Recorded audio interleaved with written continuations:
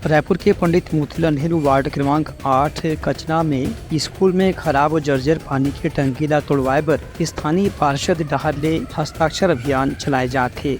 इस संबंध में स्थानीय नागरिकों के भी कहना है कि टंकी काफी पुराना और जर्जर हो चुके हैं।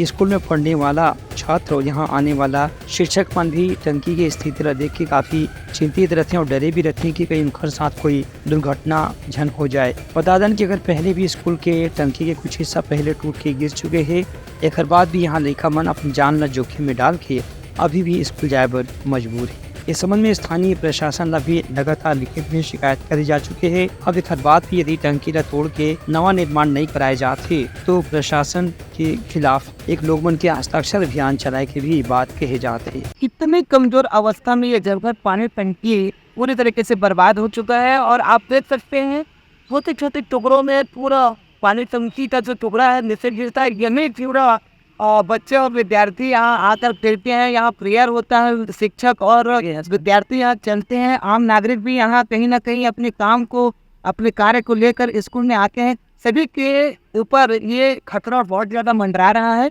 लेकिन शासन प्रशासन इसके ऊपर ध्यान नहीं दे रहे हैं।